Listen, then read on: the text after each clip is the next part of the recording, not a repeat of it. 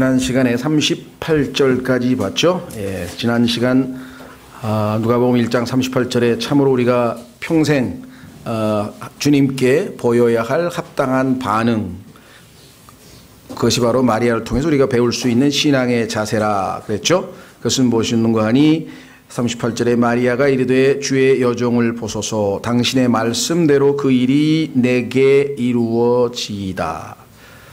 그렇죠?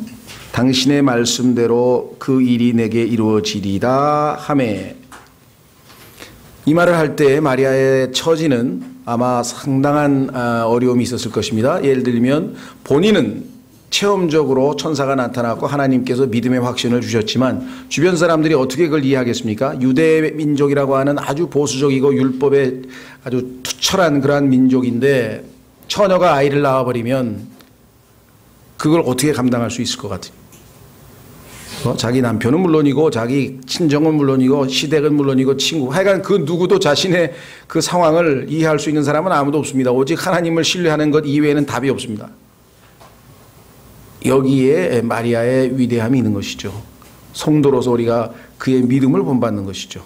그렇죠? 이 모든 것을 다 알지만 그러나 하나님은 전능하신 분이시고 거기 나와 있는 것처럼 그 37절에 하나님께는 불가능한 일이 없느니라 하니라.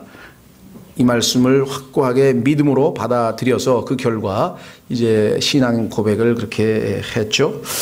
당신의 말씀대로 그 일이 내게 이루어지이다. 왜냐하면 주여 그랬잖아요. 주의 여종을 보소서. 그 주님 되시는 분이죠. 그렇다면 주인에게 여종, 종이 할 수 있는 가장 올바른 자세는 순종입니다. 주의 뜻대로 이루어지기를 원합니다. 그것이 나에게 어떠한 타격을 입히든지 어떠한 손해를 입히든지 나에게 어떠한 이해할 수 없는 일이 벌어지든지 그것은 전적으로 주님의 손에 달려 있습니다. 그랬죠? 자, 39절부터 오늘 살펴보겠습니다. 그 무렵에 마리아가 일어나 서둘러 산간지방으로 가서 유다의 한 도시에 이르러 사가랴의 집에 들어가 엘리사벳에게 문안하니, 사촌간이라 그랬죠. 엘리사벳이 마리아의 문안을 들을 때에 아기가 그녀의 태 속에서 뛰노니라. 엘리사벳이 성령님으로 충만하여 큰 소리로 말하여 이르되 내가 여자들 가운데 복이 있으며 내 태의 열매가 복이 있도다. 내 주의 어머니가 내게 오시다니 어찌 이 일이 내게 임하는가. 보라, 내 무난한 소리가 내 귀에 들릴 때에 즉시로 아기가 내 태 속에서 기뻐 뛰놀았도다. 믿은 여자가 복이 있나니 주께서 그녀에게 말씀하신 그 일들이 반드시 이루어지리라 하니라. 자, 여기 보시면 41절에 이 아기가 그녀의 태 속에서 뛰노니라 이렇게 나와 있죠. 자, 보통 아이들도 이제 자라면서 어머니 태 속에서 뛰노는 것은 물론인데 44절에 보면은 내 태 속에서 기뻐 뛰놀았도다 라고 하는 말로 봤을 때에는 그 주님의 오심을 반기는 듯한 그런 것을 우리가 볼 수가 있죠. 심지어는 1장 15절에 보니까 침례인 요한은 아주 예외적인 인물이었습니다. 심지어는 성령으로 충만했는데 어머니 태에서부터 성령으로 충만했다 이렇게 써 있죠. 누가복음 1장 15절에 심지어 자기 어머니 태에서부터 성령님으로 충만하다 할 것이다 라고 예언이 되어 있어요. 잘못하면 요 몇 구절, 여기 나와 있는 몇 가지 구절을 근거로 해서 소위 말하면 이 그리스도인들 중에서 일부 극단적 그리스도인들은 낙태를 한 사람들을 살인자라고 규정을 합니다. 살인자. 왜냐하면 침례인 요한의 경우를 보니까 성령으로 충만할 수도 있고 주님이 오신 것을 알고 기뻐 뛰놀기도 했잖아요.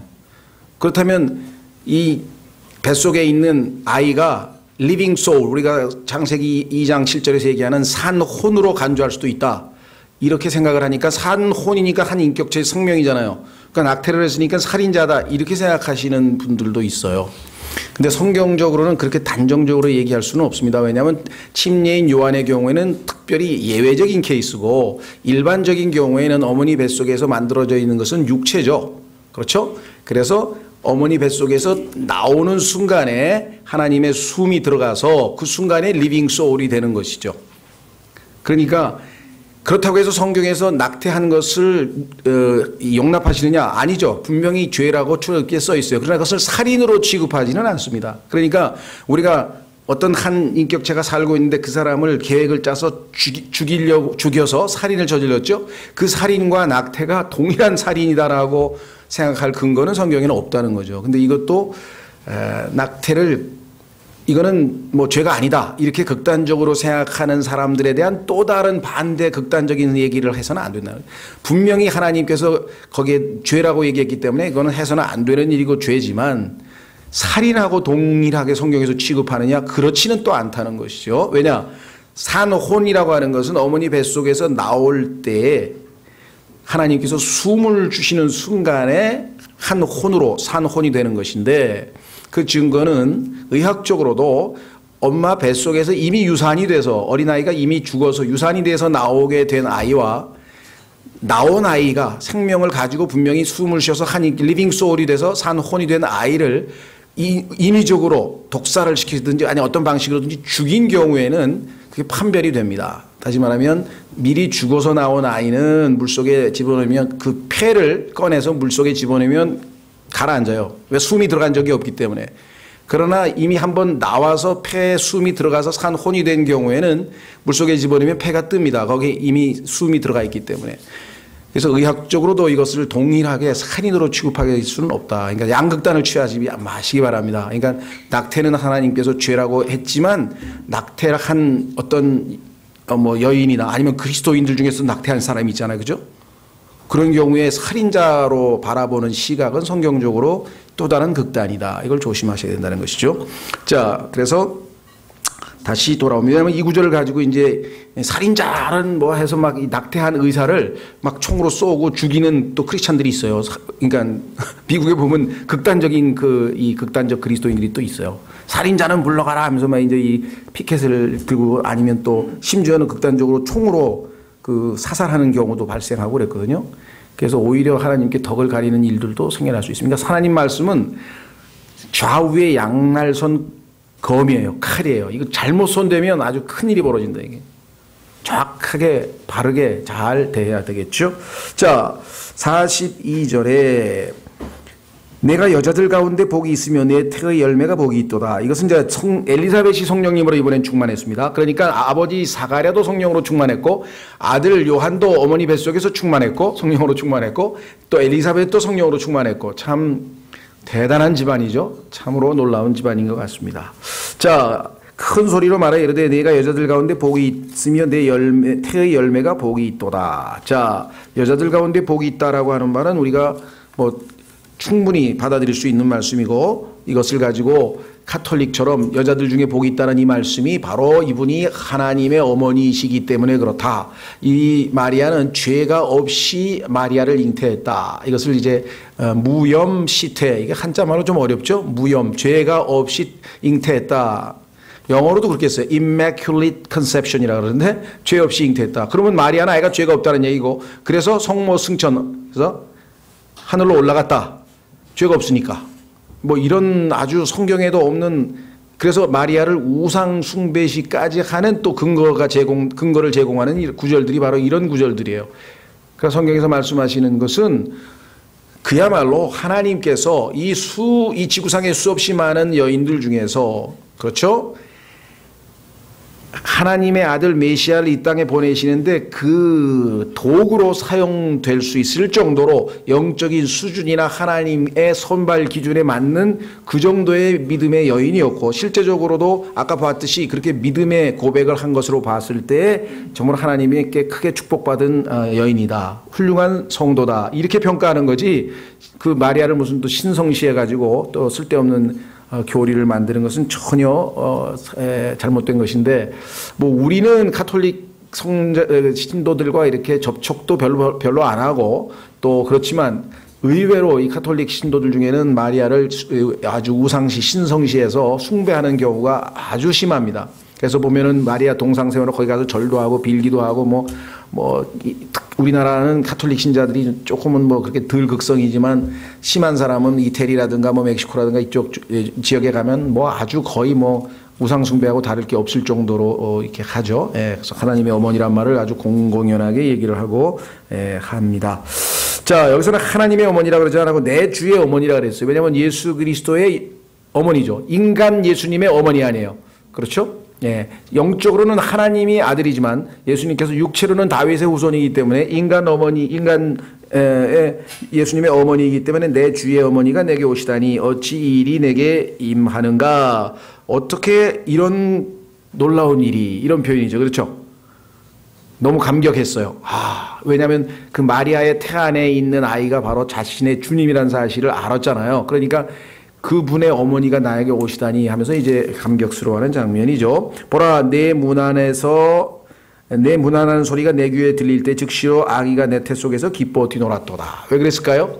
바로 이 메시아를 알리기 위해서 그 책무를 가지고 이 땅에 태어났어요. 마치 우리 국민교육헌장처럼 우리는 뭐 대한민국의 뭐 역사적 사명을 가지고 태어났다 뭐 이런 것처럼 침례인 요한의 탄생 목적은 예수 그리스도가 메시아라고 하는 사실을 이스라엘에게 알리기 위한 그 사명을 가지고 태어났는데 그분이 지금 오셨으니까 성령 충만으로 알아보았죠. 믿은 여자가 복이 있나니, 이것이 바로 마리아가 우리의 본이 되는 것입니다. 믿은 여자가 복이 있나니, 믿었기 때문에 하나님께서는 그 믿음대로 행하시는 거죠. 주께서 그녀에게 말씀하신 그 일들이 반드시 이루어지리라 하니라. 자, 그래서 우리는 신약적으로 우리 그리스도인의 삶에 어떻게 적용할 수 있을까? 믿음은 반드시 행동을 유발하게 돼 있어요. 자, 확인해 보겠습니다. 데살로니가 전서 2장 13절. 데살로니가 전서 2장 13절에 가면 오늘날 많은 그리스도인들이 믿음에 대해서 오해하고 있는데, 예수 그리스도를 구원받을 때 믿었다. 그러면 그것으로 다냐? 아닙니다. 그 믿음은 그 구원에 관한 한 효력을 발생했을 뿐이고, 그 이후에 매일매일의 삶에서 내가 신앙생활을 통해서 하나님께 영광을 돌리는 복된 삶을 살려면 그 매 순간순간에 필요한 말씀들을 또한 믿어야죠. 자, 데살로니가 전서 2장 13절. 이런 까닭에 우리가 또한 하나님께 끊임없이 감사를 드림은 너희가 우리에게서 들은 하나님의 말씀을 받을 때, 이미 구원받은 사람들입니다. 그런데 이 사람들이 바울의 설교를 들을 때 그 하나님의 말씀을 사람의 말로 받지 아니하고, 바울이 뭐 자기의 뭐 견해를 얘기하는 거겠지, 이렇게 생각하지 않고 하나님의 말씀으로 받았기 때문이니, 단지 바울은 하나님의 말씀을 전달하는 도구로 쓰임을 받았을 뿐 바울의 입에서 나오는 말은 하나님의 말씀이다. 온 우주 만물을 창조하신 하나님, 빛이 있으라 할 때 그 빛이 있으라 하신 말씀은 실제로 빛이 있었죠? 항상 리얼리티가 말로 끝나는 게 아니라 실제가 항상 동반되는 그런 말씀이었다 이 말이죠. 그런데 그 하나님의 말씀으로 받았어요. 그렇게 마음으로 믿으면 어떤 일이 벌어지는가? 실제적으로 이펙트가 나타나요. 그러하도다 그 말씀이 또한 믿는 너희 안에서 효력이 있게 일하느니라. 여기 조심하십시오. 여기서 믿는 너희라고 할 때에는 처음에 예수님을 믿고 구원받은 너희란 뜻이 아니에요. 여기서의 믿는이라고 하는 것은 그 어느 상황에서, 주어진 상황에서 하나님의 말씀을 실제로 믿는 경우냐 아니야. 마리아는 이미 천사가 나타나기 전에도 이미 하나님을, 구약의 여호와 하나님을 오랫동안 믿어온 믿음의 사람이었습니다. 그렇죠? 그런데 천사가 나타나서 하나님께서 마리아를 통해서 메시아를 보낼 것이라는 그 말을 했을 때 그 말을 구체적으로 믿었잖아요. 그렇죠? 그랬을 때 그 말씀대로 이루어졌죠. 그러니까 우리에게도 마찬가지예요. 만약에 여러분께서 하나님의 말씀을 통해서 너무나 마음이 힘들고 근심 걱정으로 너무 짓눌려 있다. 그때 빌립보서 4장 6절 8절 말씀을 딱 펴서 읽으면서 아무것도 염려하지 말고 라는 말씀서부터 하나 둘씩 그대로 이 말씀을 마음으로 믿습니다 라고 했는데, 그것이 진정으로 하나님 앞에 믿음으로 인정된 순간에는 뭐예요? 하나님은 약속을 지키셨을 것이고 하나님의 평강이 내 마음을 지키셨을 거 아니에요. 그렇죠? 그렇게 믿는다고 했는데도 불구하고 마음의 평강이 없을 때에는 하나님은 거짓말 하실 수가 없으니까 내가 마음으로 믿지 못한 거죠. 그냥 믿는다고 생각을 했을 뿐이지 실제로는 안 믿은 거죠. 그렇죠? 예. 예를 들면 아주 위험한 수술인데 한 의사가 나는 그 수술을 완전하게 잘 해낼 수 있습니다. 지금까지 내가 예를 들면 100명을 수술했는데 다 성공했습니다. 물론 어려운 수술이긴 합니다. 그러나 저를 믿으십시오. 당신 딸을 저에게 맡기십시오. 제가 수술해 드리겠습니다. 그런데 그 어머니가 당신의 능력을 내가 믿습니다. 그러나 내 딸은 못 맡깁니다. 그렇게 얘기하면 성경에서 그거는 머리로만 믿고 마음으로는 안 믿은 게 되는 거예요. 그럴 때는 이펙트가 안 나타나는 거예요. 우리의 신앙생활에서도 거의 하나님의 말씀을 수없이 들었는데 효과는 아주 적게 나타나요. 왜 그럴까요? 마음으로 믿은 말씀이 별로 몇 개 안 되는 거예요. 마음으로 믿은 말씀은 실제적으로 나에게 그것이 평강에 대한 약속이면 평강으로 올 것이고, 그렇죠? 리프레싱, 내가 아주 지쳐있을 때 나에게 힘을 다시 북돋워주는 말씀이면 힘을 북돋는 걸로 나타날 것이고, 좌절했을 때는 다시 힘을, 뭔가 하여간 하나님 말씀은 실제적으로 내 삶에 효과가 드러날 때, 아, 이것이 믿음을 통해서 이루어진 것이구나. 마리아에게도 바로 그와 같은 약속이 주어졌죠. 뭐라고 고백했습니까? 여기 45절, 믿은 여자가 복이 있나니, 믿은 여자가 복이 있나니 주께서 그녀에게 말씀하신 그 일들이 반드시 이루어지리라 하니라. 그러니까 성경을 부지런히 읽지만 그 말씀을 우리가 매 순간 마음으로 다 믿는 건 아닙니다. 머리로 쭉 공부하면서 이해를 하고 넘어가죠. 그런데 어느 순간에 나에게 정확하게 해당되는 그 말씀을 하나님께서 때로는 성경을 읽을 때, 때로는 어느 말씀이 갑자기 떠올라서, 때로는 설교 말씀 중에, 때로는 책을 읽다가 어떤 방법으로든지 모르지만 하나님께서는 나에게 어떤 문제를 해결할 수 있는 특별한 그 상황에서의 말씀을 딱 제공한다.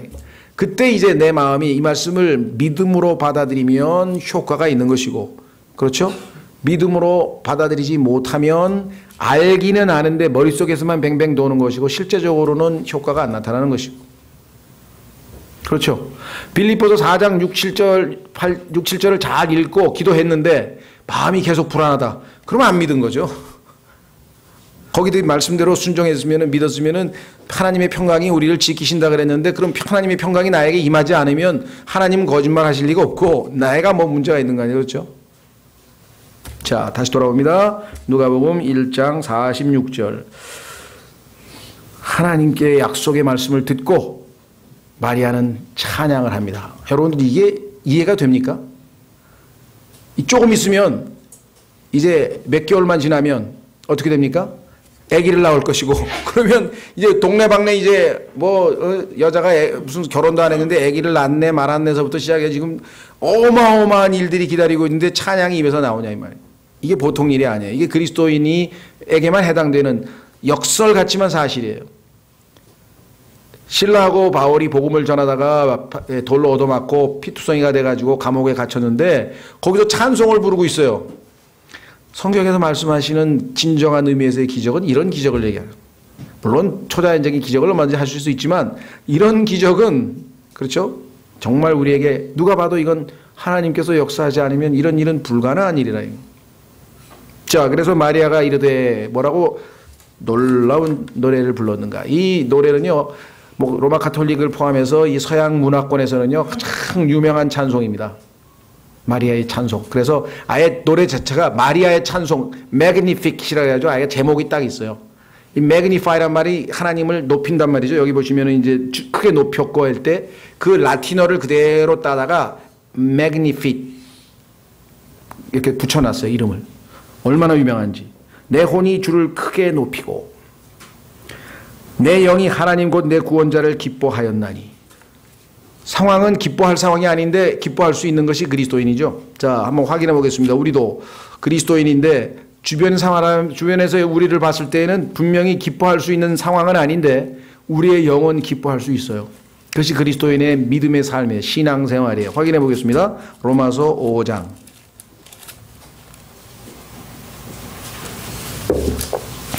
이와 같은 체험을 여러분들이 하나 둘씩 실제 삶에서 이루어갈 때 우리가 한 걸음씩 한 걸음씩 영적으로 성장해가는 것이죠. 왜? 하나님의 말씀을 소화를 했으니까. 하나님의 말씀은 내 입에서는 달지만 내 배에서는 쓰다 그랬거든요.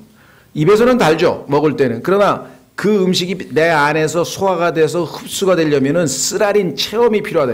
하나님의 말씀이 실제적으로 체험이 되었을 때 나에게 그것이 내 것이 되는 거죠. 로마서 5장에 보니까 이렇게 써 있네요. 그러므로 우리가 믿음으로 의롭게 되어 구원받았습니다. 우리 주 예수 그리스도를 통해 하나님과의 화평을 누리는도다. 영원한 형벌에서 벗어난 화평을 누리게 됩니다. 첫 번째 결과. 두 번째, 또 우리가 그분을 통해 지금 우리가 서 있는 이 은혜 안에 믿음으로 들어감을 얻었으며, 이 믿음은 1절에 나와 있는 믿음으로 하고는 다른 믿음이라고 그랬죠. 1절은 구원받을 때 saving faith, 구원을 가져다주는 믿음이고, 2절은 삶을, 실제 생활을 위한 하루하루의 삶을 사는 실제적인 믿음이라고 그랬는데, 이 믿음이 있어야 은혜 안으로 들어갈 수 있어요. 하나님의 은혜 안에 들어갈 수 있는 것은 믿음으로만 가능하다. 그래서 우리가 지금 믿음으로 나왔잖아요. 여러분과 제가 은혜의 왕좌 앞에 믿음으로 지금 나와 있는 상태입니다.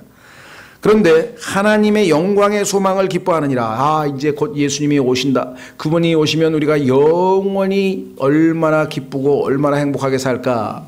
그래서 굉장히 기뻐합니다. 문제는 현실에서의 고난이 주어졌을 때는 어떨 것인가. 그게 3절에 나와 있어요. 그래서 그리할 뿐 아니라, 미래에 주님이 오실 것을 기뻐하는 것은 물론이고 그리할 뿐 아니라 우리가 환난도 기뻐하나니. 자, 여기서 번역은요 두 가지가 가능합니다. Glory in tribulations 하면은요 환난 자체를 기뻐한다는 뜻보다는, 그 정도가 보다는 in tribulations, 환난 중에도 기뻐한다. 나에게 슬픈 일이 있는데, 나에게 고통스러운 일이 있는데, 나에게 정말 근심 걱정이 있는데, 나에게 너무나 어려운 상황이 주어졌는데, 그러나 그 상황에서 glory, 기뻐할 수 있다 이 말. 그렇죠? 그래서 저는 조금 이거는 뉘앙스를 좀 그런 쪽으로 살려서 번역하는 게 나을지 않을까. 이건 제 개인적인 생각입니다. 어쨌거나 오늘 지금 누가복음에서도 마찬가지예요. 마리아의 처해 있는 상황은 기뻐할 수 있는 상황이 아니지만 내 영이 주를, 내 구원자를 기뻐했다 그랬죠. 자, 여기서 한 가지 또 짚고 넘어갈 것은, 마리아는 분명히 구원자가 필요한 죄인이라는 사실을 여기서 보여주죠. 아까는 마리아가 죄 없이 잉태하였다, 무염시퇴. 그거는 이미 가톨릭 교리가 성경에서 벗어났죠. 왜? 마리아가 죄인이 아니라면 어떻게 구원자가 필요하냐. 구원자가 필요하다는 얘기는 죄인이라는 사실이죠. 그렇죠? 누가복음 2장에서도 마리아는 자신이 아이를 낳고 더럽혀진 것을 정결케 하기 위해서 정결 예식을 거행하러 또 가기도 합니다. 그거는 자기가 더럽혀졌다는 사실을 인정하는 거잖아요. 그렇죠? 아이를 낳음으로, 피를 흘림으로 말미암아. 그런데도 불구하고 마리아를 신격화시킨다는 것은 성경에서 아주 벗어난 일이죠. 다시 돌아옵니다. 마리아가 이르되 내 혼이 주를 크게 높이고 내 영이 하나님 곧 내 구원자를 기뻐하였나니. 참으로 놀랍습니다. 자, 개인적으로 적용합니다. 이제 왜 이렇게 높이고 기뻐하였느냐. 이는 그분께서 자신의 여종의 낮은 처지에 관심을 두셨기 때문이라. 마리아는 자신이 하나님 앞에서 어떤 존재인지를 확실하게 의식하고 있습니다. 정확하게 파악하고 있어요. 자기 정체성이 있어요. 뭐예요? 자신의 여종의 낮은 처지. 하나님 앞에서 자신은 그저 여종에 불과하다. 소위 말하면 이 여종이라고 핸드메이든이란 말은 뭡니까? 여자 노예란 뜻입니다. 이게 주인이 있는 노예에 불과하다 이게 자기는. 그러니까 주인의 말씀에 복종해야 될 그러한 처지라는 사실을 알았는데, 그 자기의 처해 있는 상태가 낮은 처지였는데 그 낮은 처지에 있는 자기를 돌아보시고 관심을 가지셨으니 얼마나 이것이 기쁜 일이냐. 그렇죠? 자, 그래서 이제 보라, 이제부터 모든 세대가 나를 가리켜 복이 있다 하리로다. 하나님께서 이렇게 개인적으로 관심을 가져서 자기를 도구로 쓰셔서 메시아를 이 땅에 보내는 그 역할을 감당하게 했다는 것은 얼마나 복된 일이냐. 그래서 이렇게 받아들였습니다. 그 책무를 자기는 개인적인 치욕과 또 개인적인 이 온갖 오해와 이런 모든 상황에서도 기꺼이 감당해 내겠다라고 하는 믿음의 표현이겠죠. 자, 그래서 우리도 시편 8편에 가면은 우리의 인간의 나약함과 미미함과 참으로 부족함을 인식한 한 시편 기자가 하나님께서 나 같은 자에게, 즉 우리 인간에게 그토록 관심을 두셨다라고 하는 사실에 감격해서 쓴 시가 그 유명한 시편 8절입니다. 8편. 시편 8편에 보시면 오 주 우리 주여 주의 이름이 온 땅에 어찌 그리 뛰어나신지요. 주께서 주의 영광을 하늘들 위에 두셨나이다. 하늘에 여러분들 정말 우리가 육안으로 볼 수 있는 별들만 봐도 너무너무 정말 황홀한데요. 보이지 않는 별들까지 셀 수도 없잖아요. 그렇죠? 황홀해요. 주께서 주의 원수로 인하여 악이들과 젖먹이들의 입에서 힘이 나오게 정하셨나니 이것은 주께서 원수와 복수하는 자를 잠잠하게 하려 하심이니라. 예수님의 재림 때 있을 일이고요. 3절 주의 하늘 들고 주의 손가락으로 지으신 작품과 주께서 정하신 달과 별들을 내가 깊이 생각하오니. 오늘날 이 3절에 나와 있는 이 상황이 자주 발생하면 예수 그리스도를 믿고 회개하고 돌아오는 사람들이 있을 텐데 이 기회가 별로 주어지질 않아요. 현대인들에게는. 그렇죠? 난 별들이 제일 잘 보이는 데가 어딘지 잘 모르지만 가평에 있는 남이섬에만 가도 밤에 보면 그냥 별들이 서울보다 얼마나 많이 보이는지 몰라요. 그런데 가서 별들을 바라보면 당연히 그 별들이 누가 지으셨을까 이게 생각을 하게 된다. 사람이 주의 하늘 들고 주의 손가락으로 지으신 작품과 주께서 정하신 달과 별들을 내가 깊이 생각하오니 사람이 무엇이기에 주께서 그를 생각 속에 깊이 두시나이까. 이거는 보편적으로 하나님과 인간과의 관계를 언급한 거지만 마리아는 더 구체적으로 자기와 하나님과의 관계에서 하나님께서 자기 한 개인에 대해서 그렇게 관심을 가지고 계셨다는 사실에 감동한 거죠. 따라서 시편 8편에 나와 있는 것을 여러분들이 각자 개개인이 자기에게 적용하면 마리아하고 똑같은 찬송이 나올 수밖에 없는 것이죠. 뭐라고 고백했습니까? 사람의 아들이 무엇이기에 주께서 그를 찾아오시나이까. 마리아도 마찬가지. 자기는 지금 여종, 노예에 불과한데 어떻게 나에게 이와 같이 큰 영광스러운 역할을 맡기셨습니까? 다시 돌아옵니다. 48절 이는 그분께서 자신의 여종의 낮은 처지에 관심을 두셨기 때문이라. 보라 이제부터 모든 세대가 나를 가리켜 복이 있다 하리로다. 능하신 분께서 큰 일들을 내게 행하셨으니 그분의 이름이 거룩하며. 자, 능하신 분께서 큰 일들을 내게 행하셨으니. 그런데 지금 했습니까? 안 했습니까? 아직 안 했죠? 애기 아직 안 낳았잖아요. 근데 벌써 행하셨다. 이게 벌써 이미 이루어진 것으로 믿은 거죠. 말씀대로 이미 행하셨으니 그분의 이름이 거룩하며. 물론 아직 예수님을 낳지는 않았어도 그 메시아를 생산하는 도구로 선정됐다고 하는 그 사실로도 뭐 이렇게 감격할 수 있죠, 당연히. 그래서 우리가 뭐 이중 적용이 가능하겠지만요. 그분의 이름이 거룩하며. 이 말은요, 이와 같이 능하신 분이, 이와 같이 엄청난 큰 일들을 하실 수 있는 분은 온 우주에 딱 한 분밖에 없다, 이런 뜻이에요. 거룩하다는 얘기는 구별된다, 이게. 다른 신들하고는, 다른 존재들하고는 확연히 다른 구분될 수 있는 그러한 분. 그래서 특별히 따로 떼어놓는. 그래서 우리는 그분의 이름을 거룩하다. 하나님 한 분만이 홀로 거룩할 수밖에 없다는 것을 우리가 고백하지 않을 수가 없겠죠. 여러분들은 어떻게 고백하십니까? 능하신 분께서 큰 일들을 내게 행하셨다. 여러분과 저에게 행하신 제일 큰 일은 물론 우리의 혼을 구속하신 일이시죠. 그리고 우리를 하나님의 아들로 만드신 것이고 지금도 큰 일들을 행하고 계시죠. 그 큰 일 가운데 우리를, 여러분과 저를 예수 그리스도처럼 지금 만들어가고 계세요. 그런데 그거는 너무나 좋은 일이야. 그래서 성경에서 선한 일이라 확인해 보겠습니다. 빌립보서 1장 6절. 여러분들은 지금 하나님의 손에서 작품화되어 가고 있는 일종의 조각품이에요. 아니면 뭐 미술품이 됐던가. 그렇죠? 처음에 돌 하나 주워다가 쪼아서 조금씩 하다 보면은 처음에는 이게 뭐 형태도 안 나타나고 아무것도 아닌 것 같은데 어느 순간에 보니까 조금씩 형태가 드러나면서 그 아름다움이, 그렇죠? 모르겠어요. 뭐 히랍 사람들은 뭐가 제일 아름답다고 하는지, 뭐 비너스가 아름답다고 하는지, 다윗의 다윗상이라 그러나요? 다윗의 그 조각품이 아름답다고 하는지, 뭐를 그렇게 아름답다고 하는지 모르지만 하여간 일단 우리도 라이블리 스톤, 살아있는 돌로 하나님의 장중에서 지금 작품으로 지금 빚어져 가고 있는 중인데, 그렇죠? 그거를 의식하고 있다면 우리가 스스로가 변화되어 가는 모습을 인조이 하면서 하나님과 동역할 수가 있어요. 그렇죠? 하나님께서 나를 지금 작품을 빚어가고 있다면 내가 하나님께 맞춰 들어갈 수가 있다. 근데 하나님의 일을 방해하거나 지연시키거나 때로는 막 저항하거나 이렇게 되면 하나님도 피곤하고 우리도 피곤하고. 그렇죠?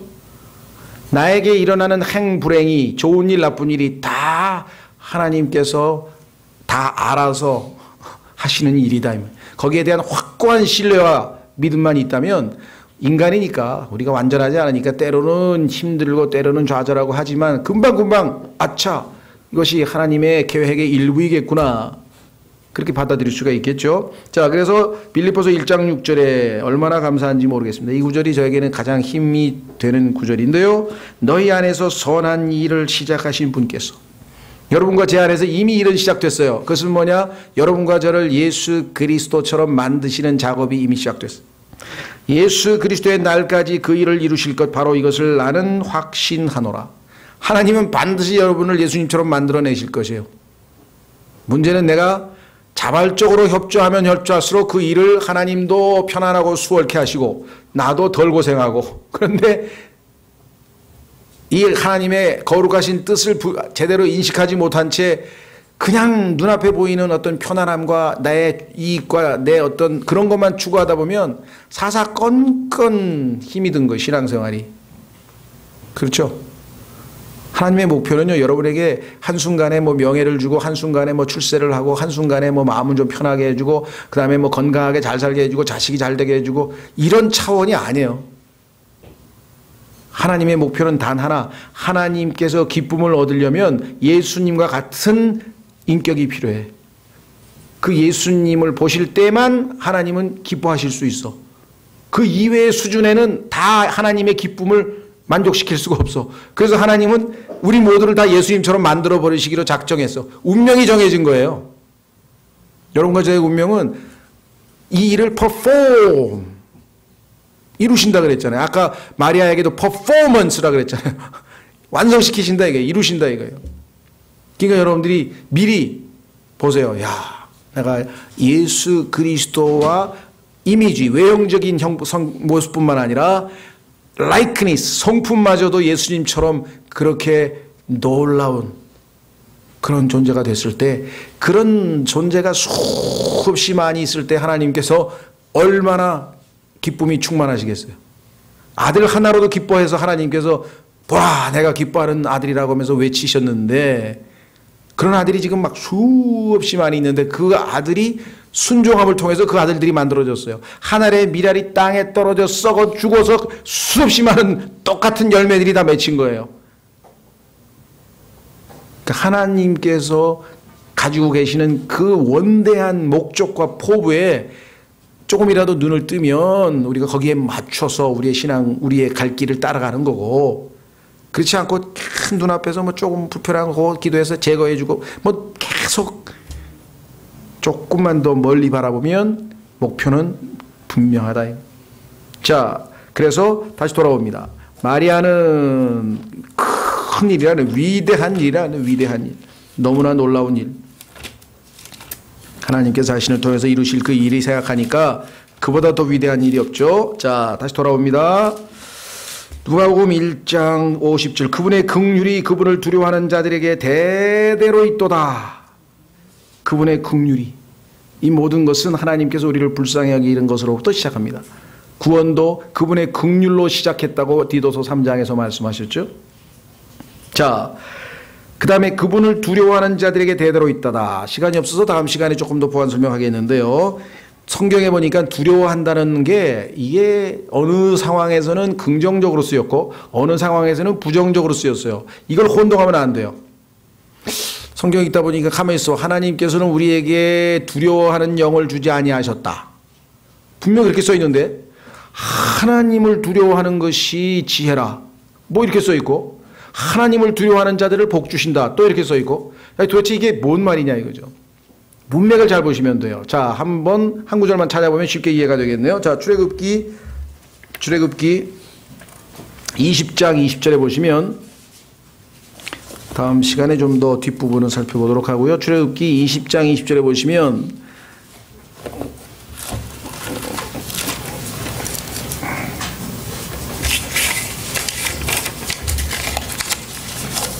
찾았습니까? 자, 하나님께서 이제 십계명을 주셨습니다. 하나님께서 이제 십계명을 주셨는데 18절 보세요. 온 백성이 천둥과 번개와 나팔소리와 연기나는 산을 보았으므로 그들이 그것을 볼 때 이동하여 멀리 서서. 그 십계명은 하나님의 거룩하심을 나타내는 수준인데 이 유대인들은 자신들이 그걸 다 지킬 수 있는 것처럼 착각해가지고 말씀만 하시라고 우리는 언제든지 지키겠다고 했는데 막상 듣고 보니까 엄청난 거예요. 이거 이제 큰일 났구나. 이제 도저히 지킬 수가 없는 엄청난 말씀을 하셨죠. 자, 온 백성이 천둥과 번개와 나팔소리와 연기나는 산을 보았으므로 그들이 그것을 볼 때 이동하여 멀리 서서 모세에게 이르되 당신이 우리에게 말씀하소서 우리가 들으리이다. 부디 하나님께서 우리에게 말씀하지 말게 하소서 우리가 죽을까 염려하나이다 하매 모세가 백성에게 이르되 두려워하지 말라. 자, 이것이 이제 첫 번째 두려움이에요. 두려워하지 말라. 하나님께서는 우리에게 주신 것은 두려워하는 영이 아니라 그랬죠. 두려워하지 말라. 너희가 가지고 있는 두려움은 성경에서 말씀하시는 그러한 경건한 두려움이 아니야. 자, 그럼 뭐라고 하시나 보세요.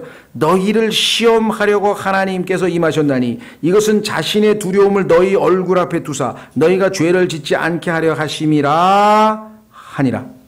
두 번째 두려움은 제대로 된 두려움이야. 그 두려움을 너에게 알려주기 위해서. 무슨 말인지 이해가 되셨어요? 그러니까 하나님께서 우리에게 두려워하는 영을 주시지 않으셨다라고 했을 때 또 두려움이라고 하는 것은 우리에게 이 사랑이 부족하기 때문에 생기는 것이다라고 요한일서 4장에 얘기했죠. 그런 두려움이 아니고 하나님의 어떠하심을 인정할 때 그분은 두려우신 분이라고 하는 것을 인정하는 그런 두려움. 그렇죠? 자, 아버지가 자기를 버릴까봐 자기를 사랑하지 않을까봐 그렇게 두려워하는 거하고 그 아버지는 정말 위험이 있으신 분이기 때문에 그분은 두려우신 분이라고 하는 것을 여러분 그런 얘기 하죠. 아버지가 무서운 줄 아는 아들은 바르게 잘 크고 그 다음에 아버지가 무서워서 자기를 버릴까 그런 두려움을 가진 아이는 사랑 결핍증으로 나중에 정신적인 문제가 생기고 그 두려움을 아시겠어요? 하나님이 얼마나 두려우신 존재인가 얼마나 크신 분인가 그 앞에 하나님을 인정해드리는 두려움. 자, 그것은 욥기 28장에 써 있어요. 자, 두 가지 두려움이 있다 그랬어요. 하나님이 우리에게 기대하시는 두려움은 어떠한 두려움이냐. 욥기 28장에 써 있습니다.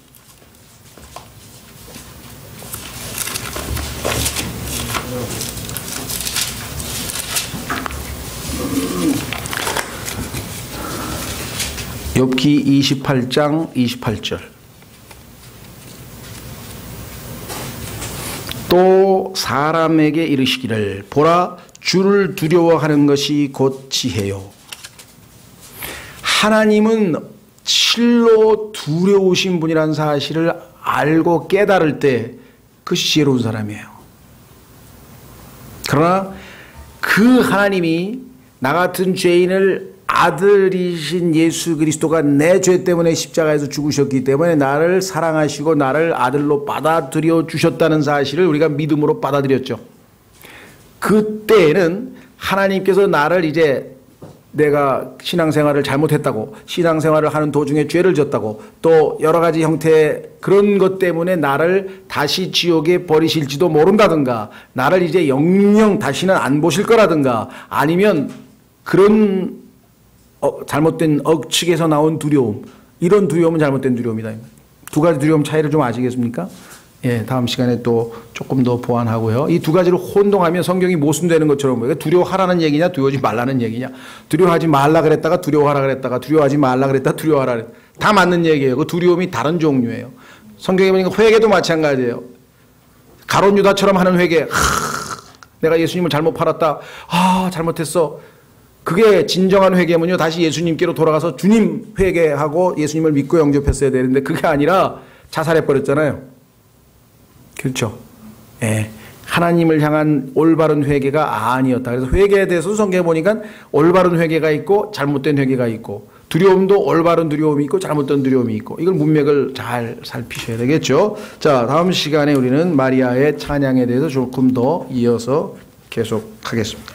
오늘 여러분께서 하나님 말씀을 통해서 우리 각자의 삶에 내가 어떻게 적용해야 될 것인지 얻은 교훈과 이런 것들을 하나님 앞에 실천할 수 있도록 도와주시도록 잠깐 다 같이 기도하겠습니다.